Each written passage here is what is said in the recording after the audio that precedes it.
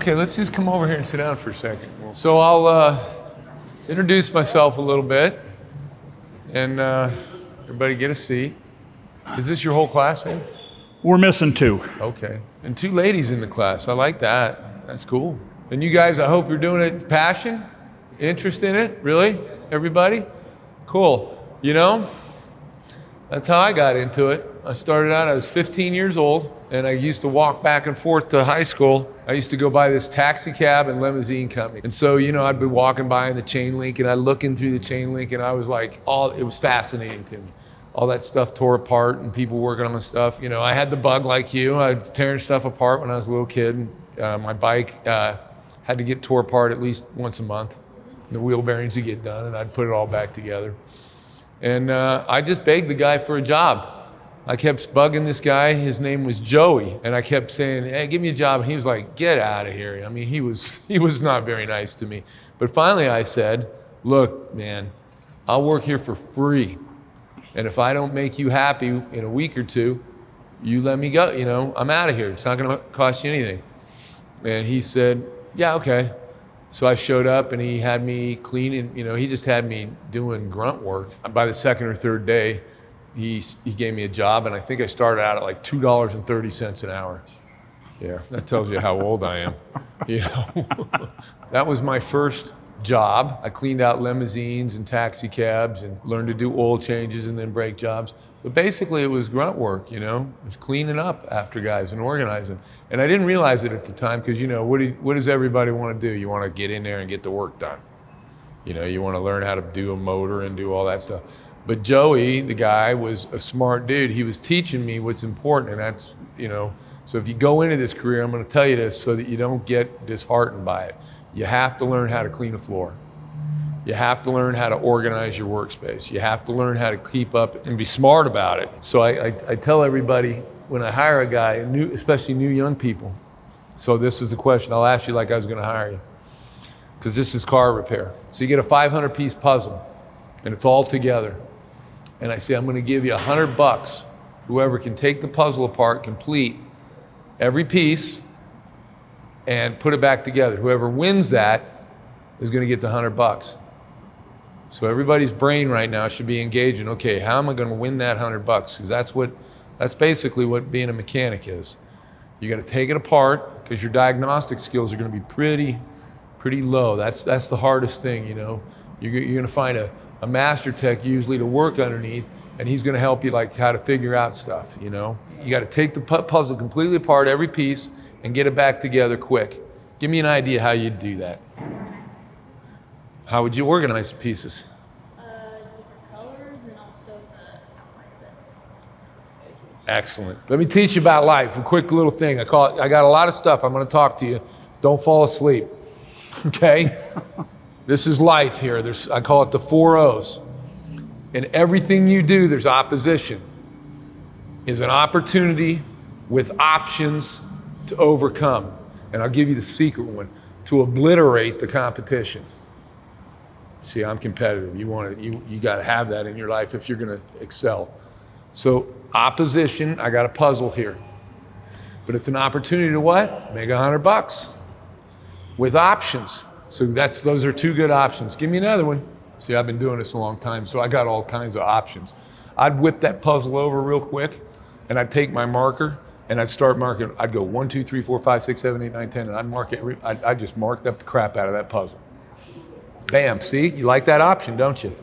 I'd turn that puzzle over, and I'd get my pen, I'd go 1, 2, 3, 4, 5, and everybody'd be looking at me, and they'd already have their puzzle completely disassembled, and they'd be going, crap, I'm gonna lose that. Because then all I gotta do is just put them 1, 2, 3, 4, 5 back together. Who do you think's gonna win that? Me. So my point is, always give at least in your whole life 3 options. So think about the options in your life and you'll have more opportunity. And I hope that makes sense to you. And that's what mechanics is. You look at a problem, man, don't face it with one option. That ain't gonna do you a lot of good, but everything in your life is gonna work like that. there's basically 4 avenues for you to go as a mechanic in this industry. From those 4 avenues, they of course have a lot of branches, okay? You can become a dealership tech. A lot of people start out that way because the dealership offers you a single line. You know, you want to go to work at Chevy, Dodge, Ford, BMW, whatever. I quickly moved into the dealership and I worked for Porsche, Mercedes. I jumped around quite a bit, Dodge, Toyota. But so that's one avenue, the dealer. The next one is an independent. Now independents are kind of, you know, in kind of different categories. You got the small independents that may be a 3 or 4 bay garage and they don't do a lot of stuff. You know, they get into light duty, service work, taking care of the community, brake jobs, things like that. But they're not really doing the heavy duty stuff. And then you got bigger independents like myself. I actually have a machine shop in my shop. So I do things that I'm pretty unique. In the United States, there's very few shops like me. And we'll take a tour here in a minute. And then the next level is the tire stores and the Jiffy Lubes and things like that. And that's kind of, that's not every one of them is not a bad entry level. The next one is that, where you go to work at a tire store and you're gonna be a tire buster at first. You're gonna have mount and balance tires. Then they'll give you brake jobs, struts and shocks, things like that. And a lot of fluid swaps. We call them drop and swaps. You know, you drop fluid and swap it out. The last one, it's more like in a maintenance where you're gonna go to work in a facility, being kind of a maintenance guy, like a printing company where they got machines running and things like that. So you're not gonna be working on cars. And then of course, that's also, you know, go into marine. I mean, there's so many things you can do in this earth. And this is one thing I'll promise you. You could get a job anywhere on this planet if you're a good mechanic. And you can get a job like that. It's a great career, and that's not the top of it, but it takes, you gotta put in your time. But my advice to you would be, if you wanna do this, is go find a shop, immerse yourself in that environment before you spend a dime on trade school, college, or anything, you know, all the opportunities out there. Like Weber State's got a great program. Now, if you were to work for me and you wanted to go to Weber State and do those courses, I would pay for it, 100%. You should be able to find an employer, if you're good, that'll pay for your education. And what you would do is you would work and take a few hours off, you know, to do your courses in the day or night school, and the employer would work around that schedule for you. It's a great career, man. I mean, I'm 64 years old. I've been doing this for 50 years, 49 years. I started when I was 15. And it's given me a wonderful life. I would recommend it to anybody that's got the disease. You got the disease. You guys want to go for a walk and see the shop? This is a Cummins. This is how you do this. You pull the cab up off a lot of trucks. A good mechanic, how long do you think it takes him to get a cab up off the truck? An hour and a half. Yeah, about an hour and a half. A job like this to swap out an engine, total, as a long block. Do everybody understand what a long block is? Short block, long block? Long block is just the block with the head on it. It doesn't have any of the peripherals or tin. And the tin is valve covers, oil pan, things like that. So these are just jobs that we're doing. Tyson, Morning. say hi to Tyson. Now Tyson is he's one of you. Tyson went to work for me, 19? Yep. 19 years old. Did you know how to you didn't even know how to do oil change, did you? Kind of did. I did shop class in high school. I think I repacked wheel bearings, I remember. And how many years? Tyson's been with me, this is his 30 years. He's been with me for 30 years. And I knew him, his dad was one of my first customers. And Tyson used to come in with his dad when he was maybe just 13, 14 years old. And his dad came to me and said, you know, could Tyson come to work here? And I said, sure. And so he's been with me a long, you know, almost the whole time. So he's the head foreman of the whole shop, both shops. You guys learned how to do alignments yet? Yeah. Nice. Give me some of your angles. What are they? What are you trying to do? Diagnostic, hammer, and Okay, everybody stand out here in a straight line. Straight line, like this. Okay, everybody with their toes, the toes are your 2 front tires, okay? Your feet are your 2 front tires. Show me what toe in is. See, I made it easy for you. Toe in would be toe in, okay? Now, think of toe in. You guys tell me, if you had a toe in condition, what would be the wear pattern on the tires? Look down at your feet. inside tread. Inside, you think? No. The outside. There you go. Look at your feet. Drag your feet, man. If you did that, what's going to wear? The outside. Okay? Toe out. There you go. There's the inside. So toe causes tire wear. Now, take your feet. I'm not going to help you on this one. Take your feet straight forward. Got zero toe. This is positive. That's negative. Okay? Toe in, toe out. Now, what's caster? Show me with your feet, man.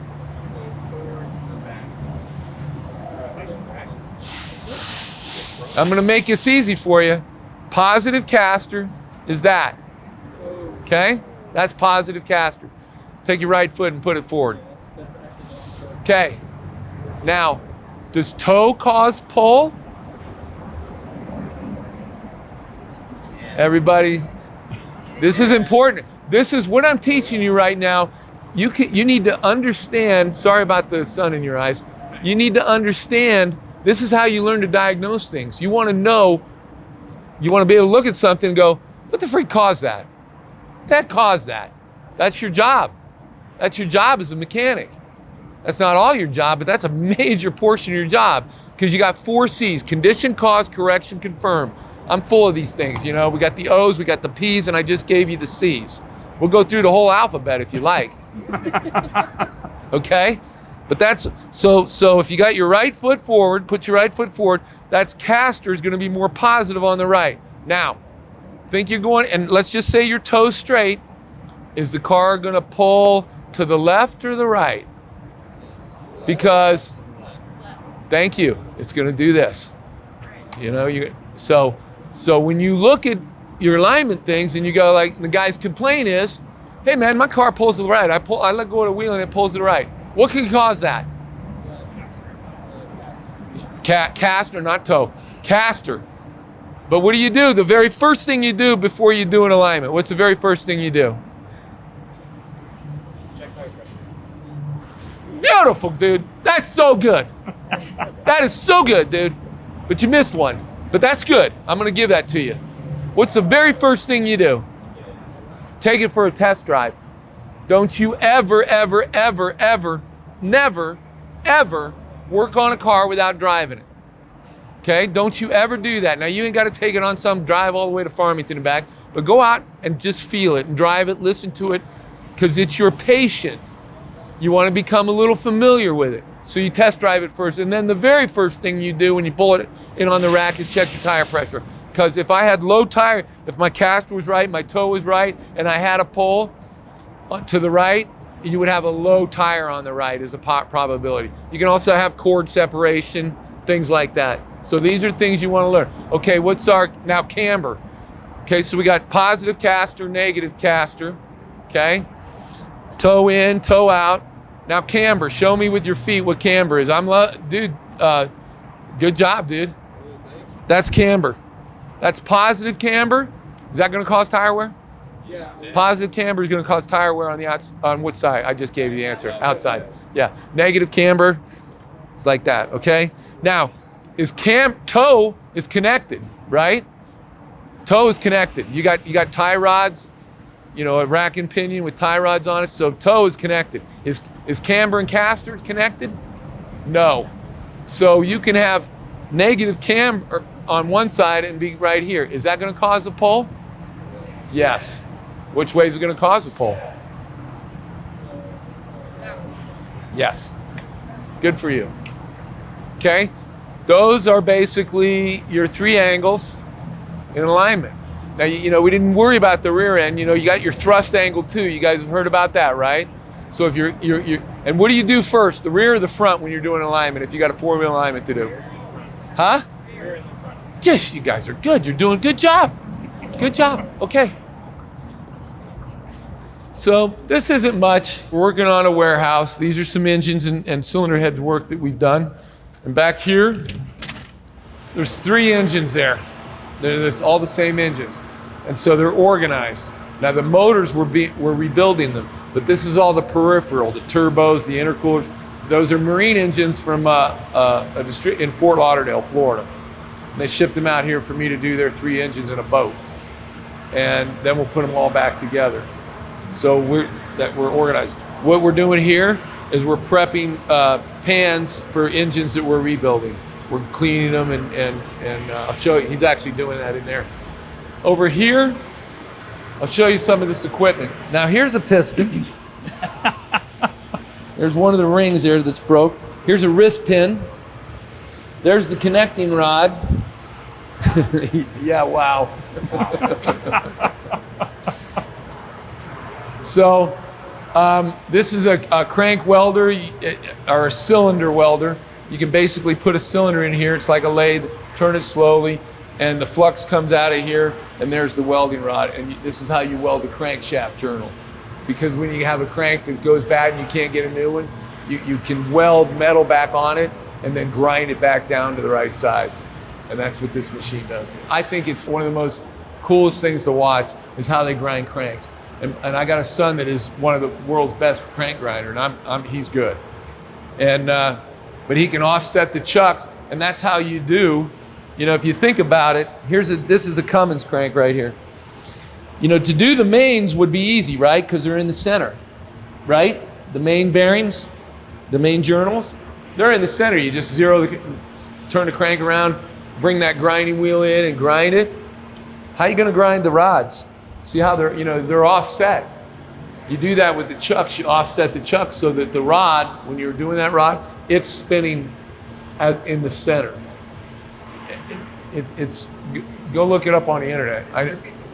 Huh? It's trippy to watch. It is trippy. You've seen it done. Mm-hmm. It is trippy to watch, and it'll almost make you like seasick. Yeah. You know, if you're not used to it, because you're like, whoa, the thing's moving around a lot. You know, this is a crank balancer. We'll spin up a crank here. You put a transducer on it. The computer will tell you where it's out. You'll either take weight off the counterweights or add heavy metal to them. You know, so that you'd be amazed. A crank that's off like maybe 8 grams on a throw. So a piston and a rod that's off 8 grams. How much do you think that thing weighs when it's at 3,000 RPMs? That 8 grams turns into 35 pounds. over about 400.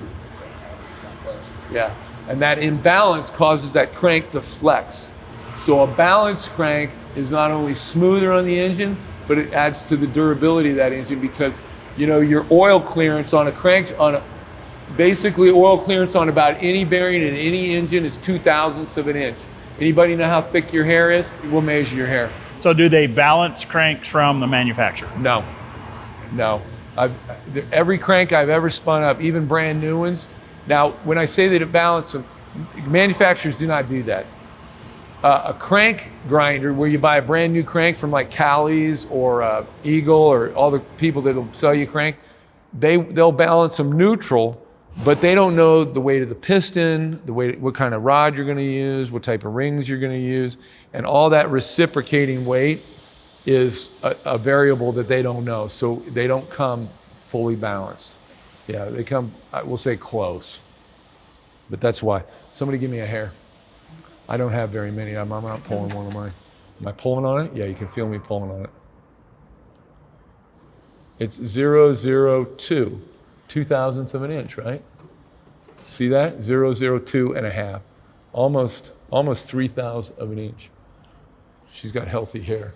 My hair's like 1.5 thou. But your hair thickness is what the oil clearance is between a crankshaft rod journal and the bearing. That's how much distance you want for the oil between the bearing and the journal, 0.02 of an inch. And that's on every engine ever made. I mean, does it change a little bit? Yeah. But, you know, as a builder, I'm telling you 0.02 of an inch is golden clearance on 90% of the bearings you'll ever do. So what does that tell you? If it ain't right, those two metal surfaces come into contact with each other at, 1,000, 5,000 RPM, what's going to happen? Kaboom. Something's coming apart. So I love that, man. I like that kind of accuracy. It makes you feel proud about your work. When you spin up a motor and that thing will do $7,000 and just hum and just no problem at all, and it'll do it over and over again and hold together, you're like, man, I'm good. And that's a good feeling. Now, that doesn't happen every day. Sometimes you get your butt kicked because you didn't have enough options for the obstacle you were faced. So That's your only difficulty there. You got to come up with more options. Okay, this is our clean area. We got some blasters in here. This is a wet blaster. Come on in here. And we just load things in it. This is the media. And it mixes with water, and it does a great job. And yeah, there's the difference. Yeah, yeah. So, yeah, that's what we're trying to do. Yeah, in fact, here's something that's just done. I know it looks like it's been painted, and feel it. It feels better than it did new. Everybody just, I'm serious. Feel the aluminum. Feel how smooth and yeah. That's good. We call these the tins on a motor, and these pans. I can tell. I know these motors, but these are 6-7 power strokes. So this is in every Ford truck from 2012 on up. But we're in the process of putting this together, and we'll clean them up and everything. This is a chassis dyno behind you. So we lift the car up on here, put it on the rollers, and go. We drag race. We just drag race it right here. And the neighbors hate it. These are all cars that, are either waiting on motors or to be worked on. And being a motor shop, this is 80% of our work is motors. And yes, we work on everything.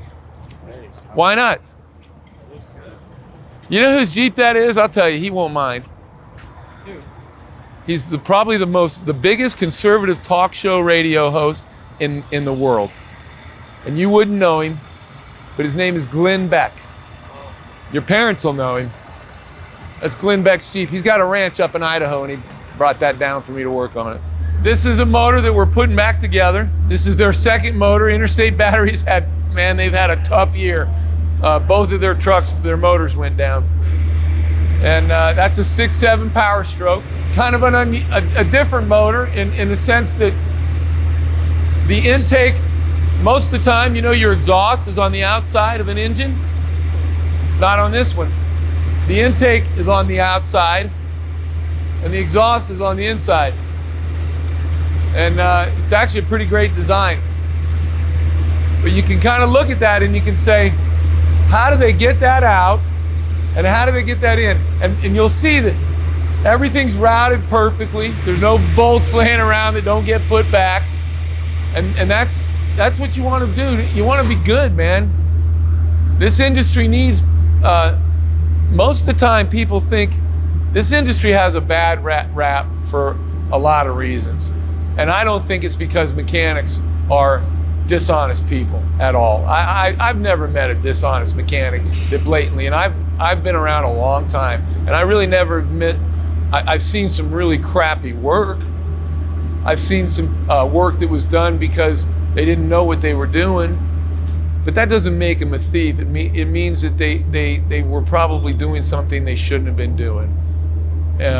Maybe trying to stretch themselves, or they just made a mistake. But remember this, I think this is the truth. The best that you can hope for if you make a mistake as a mechanic is that the customer thinks, oh, they tried, but they're not very good. And that's kind of sad.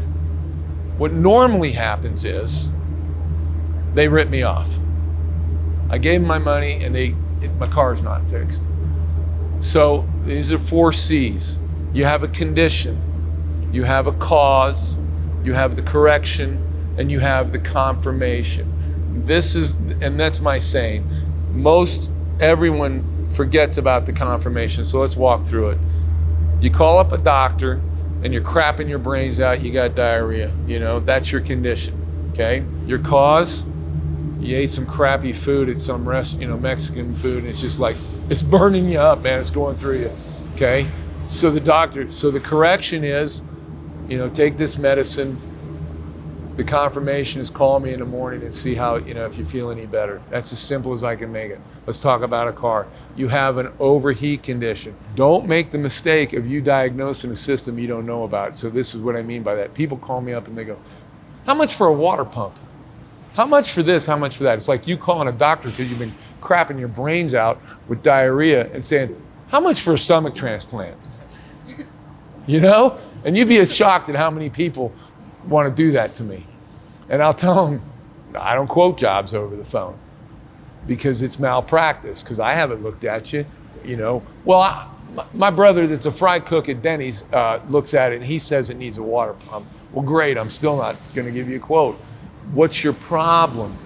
Oh, I have an overheat condition. It's probably not a water pump unless it's leaking like a sieve, you know. But my point is, remember in your career, if you're gonna do this, get your service writer to tell you, you wanna know the condition. My brakes are squealing, you know, it's pulling to the right, it's pulling to the left. If you see on your ticket alignment, you need to go say, why am I doing this alignment? You know, and you wanna know that. You wanna know what the condition is. The cause is what you do, that's your diagnosis. The correction, so you communicate that back to the service writer and then he goes and sells it. Then the correction is obviously what you're doing to the car. And then the confirmation is the most important. You want to test that system, go out and test drive it, repressure test the cooling system. If you opened it up, replacing a water pump, you know, a good shop will teach you how to do the confirmation. So remember that, you know, the 4 C's. Anybody want to take a shot at it? I'm good. Cause, Good. correction, Good. and confirmation. Freaking awesome. You got a good class here, dude. That's really good. But if you think of that, that's how you can fix anything in your life. So we do hot rods. We do, you know, this is a resto mod. Do you know, you guys have heard that term, resto mod? Yeah. The biggest question I get asked about trucks on the internet. What's your favorite truck? And I'll tell you, it would be a Ford chassis with a Cummins in it. And the only way you can get that from Ford is in an F750. You know, but that would be, I think Ford makes the best chassis. I think Dodge makes the worst chassis. I think, I do prefer their engines, they're easy to work on. The Cummins is easy, man. That Duramax, all those Duramaxes, oh my gosh, they're a pain in the butt to work on. But they all have their problems. They all break. They all have their What problems. do you think the number one issue with Cummins is in here? The number one issue on any diesel motor, lack of maintenance. That's it, lack of maintenance. That'll take down your motor. I don't care if it's a diesel or gas, that'll take down your motor the quickest. I really wish we had more work going in here. I don't know what the heck is going on here. This is a vertical hone, a CNC hone, and you go on, you'll see this thing run on my website or my social media a ton, but a block will go in here and we'll hone. These are torque plates. There's a bunch of different torque plates up here. You guys understand what a torque plate is? If you don't, say I don't. I just love people when they just say, I don't, you know, I'm this guy. Somebody's yakking and they give me like an acronym or something and I don't know what it is. I'm the guy who go, whoa, what is that? I'm not afraid of looking stupid. Yeah, a torque plate. Let me tell you what a torque plate is. This is a Viper block. It's a V10. See how there's 5 cylinders on each side? I can tell it's a Viper block, but there's a torque plate. In fact, this is it. What you want to do is your cylinder wall gets distorted when you torque a cylinder head on there. It actually changes, you know, it like does this. It's not round. So you want to simulate the torque being put on that block, and you do that with the torque plate. So this simulates the head being torqued on there, and you can still get in the hole. So that's when they call it torque plate honing. That's what they're talking about. So these are connecting rods. And this machine here, different size mandrels. You know, we can go all the way down to that size hole, or we can go all the way up to, you know, those size holes for just connecting rods. You know, because this is a pretty small rod. So this is our hone area. This is a line hone. This is to do the main. So these are mandrels. So you see how they're different sizes? And they have a range of about a 1/2 inch. So we go to 2, 2.5, you know, 2.5 to 3, 3 to 3.5. And those are to do the main journals in a block so that they're perfectly straight and they're all the same size. This is kind of like a tear down and clean area. So this is a big wash cabinet. You just put your stuff in here. So you can wheel this out. Put something in there, you know, if you wanted really, you could put something that big in there if you needed to. You could pull this whole thing out and just spin it. Just a big old dishwasher. So here's a Cummins. that when it came in, it was oily and greasy and all ratty looking. But now we baked it to 600 degrees. If it's cast iron, we'll go 700 degrees. Then we'll move it over here with the cranes above you.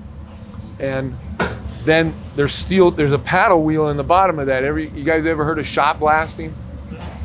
This is a shot blasting machine. So this is a 4-axis mill. I wish he had something in here and I'd show you how this works, but this basically is a very large drill press. And when I say a drill press, you have your x-axis, your y-axis, your z-axis, and then because this has this rollover, so there's 3 axes, the mill, and then your 4th axis this is a rollover fixture. We can put the block in here. This is called a tailstock. We move this over, and these go in the main, and we can rotate the block. So that's our 4th axis. You know, tools in this business, measuring tools are never ending. Now look, all right, you guys are doing, at least somebody's working here today. Good for you guys. So this is our cylinder head shop.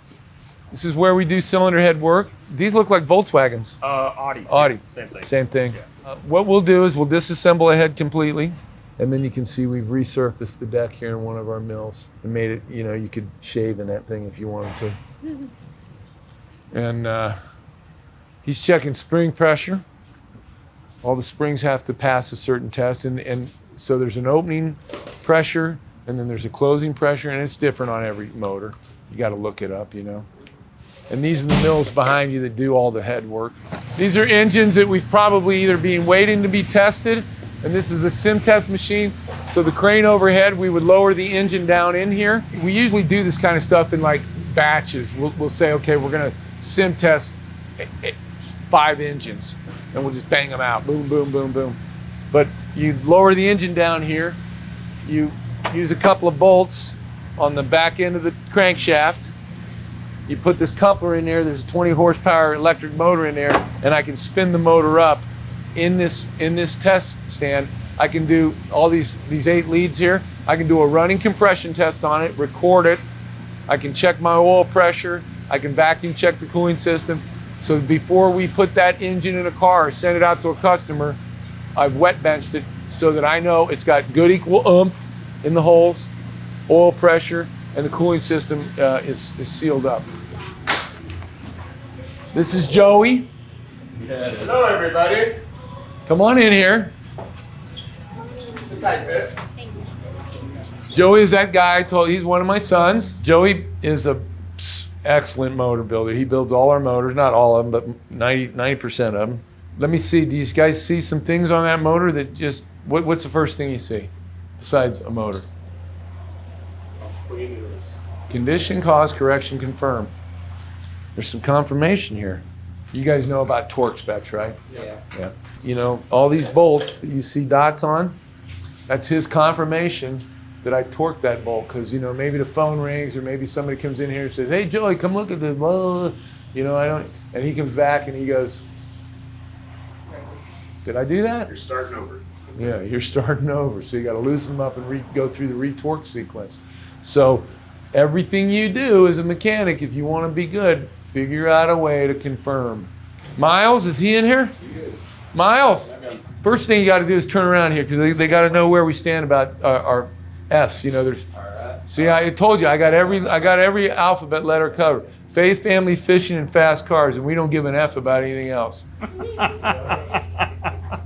good one to live by. I told you, I've given him the C's, I've given him the O's, I've given him the P's, I gave him the F's. Love the whole alphabet, man. And if you guys are lucky enough, you know, maybe you look 30 years from now, you'd be lucky enough, you'd be just like me, and be able to work with your kids and have the best life ever. So that's it, unless you guys got a question for me. Do you guys just do like engines and like transmissions and stuff, or do you guys do also body work? I used to have a body shop. Couldn't do it. Couldn't figure out, you know, there's another little business piece of advice I'll give you. You might be really good at something, but that does not mean you're Elon Musk and you can be good at a lot of things, you know? And I mean that. I thought I could be, I was like, What's a body shop? We got to paint some cars and fix some dents. I couldn't figure out, and I had it for 13 years, and I never made money at it. And I finally sold it. And that's been about 7 years now. So, we used to do it. Miles used to run the body shop. Tell them with hard evidence. Self-confidence. Confidence without evidence is delusion. And that's not for me, that's Alex Hormozzi. So I don't take that credit. Yeah, the guy photoshops his abs. He's delusional, right? He didn't. Now, what would be the hard evidence? The hard evidence would be the guy that the diet, the exercise, then he's got that self-confidence. So don't do that to yourself. You know, there's a lot of people out there driving cars that they can't afford an oil change on. That's not life. You know, that's not life. So yeah, I drove a Dodge Caravan, a blue one, for 20 years. I was fine. What did I care? I was living the life I wanted to live. It didn't matter what kind of car I'm driving. So seriously, guys, I have grandchildren now, and I worry that the social media stuff, and that's how you guys probably know me. There's good on it, but man, there's a lot of crap. And I get lost in the crap too. Sometimes I'm like, oh my God, whoa, you know, 30 minutes goes by, and that's lost life. Okay, is that it? Is that it? All right. Thanks, guys. It was really fun to have you. I love doing these things. I wish you the best, man. Grow up and be my boys' competition. They need it. Good luck. See, they're just like me.